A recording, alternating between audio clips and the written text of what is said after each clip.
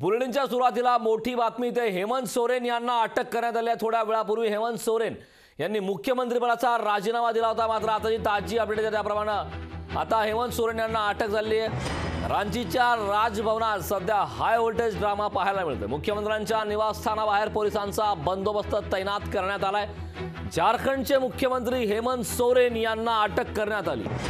रांचीच्या राजभवनाबाहेर high voltage drama सध्या पाहायला मिळतोय। नवीन मुख्यमंत्री शपथ घेणार अशी चर्चा आहे। मुख्यमंत्र्यांच्या निवासस्थानाबाहेर पोलिसांचा बंदोबस्त तैनात करण्यात आला। हेमंत सोरेन यांना अखेर अटक करण्यात आली आहे। झारखंडचे मुख्यमंत्री हेमंत सोरेन यांना अटक करण्यात आली। थोड्या वेळापूर्वी त्यांनी राजीनामा देखील दिला होता। मात्र आताची ताजी अपडेट द्या त्याप्रमाणे रांचीच्या राजभवनाच्या बाहेर हाय व्होल्टेज ड्रामा आणि नाट्यमय घडामोडी पाहायला मिळत आहेत।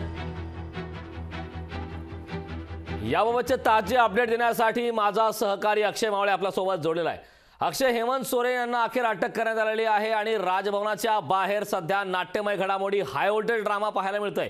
याबाबत सविस्तर काय सांगशील?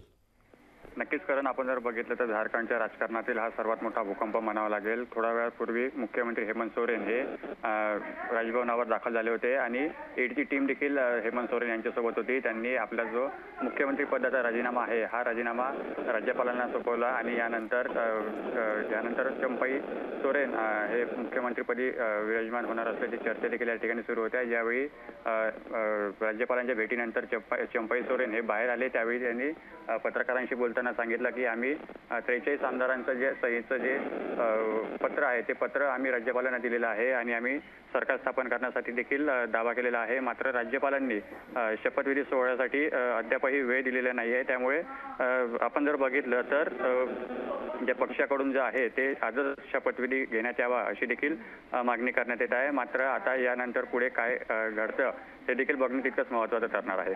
नक्कीच अक्षय, खरं तर या अटकेच्या नंतर नेमके काय घडामोडी घडतात, काय प्रतिक्रिया येतात आणि काय याचे परिणाम होतील हे पाहणं महत्त्वाचं आहे। खूप खूप धन्यवाद या सविस्तर अशा माहितीबद्दल। तर कोण आहेत हेमंत सोरेन ते पाहूयात ग्राफिक्सच्या माध्यमातून। झारखंड मुक्ती मोर्चाचे मुख्य नेते अशी हेमंत सोरेन यांची ओळख आहे।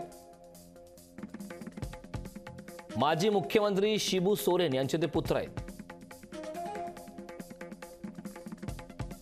जुलै 2013 ते डिसेंबर 2013 पर्यंत ते झारखंडचे मुख्यमंत्री होते।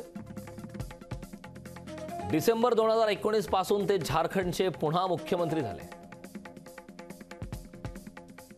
झामुमो इंडिया आघाडीतील प्रमुख घटक पक्ष झारखंड मुक्ती मोर्चाचे मुख्य नेते।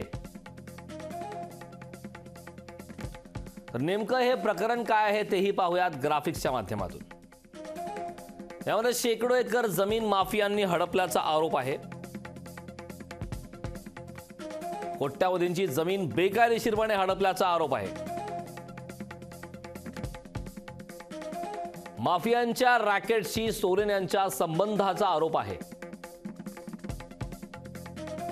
भूखंड घोटाळ्यात आतापर्यंत 14 जणांना अटक करण्यात आली। IAS रवी छंजन यांना या प्रकरणात अटक करण्यात आली।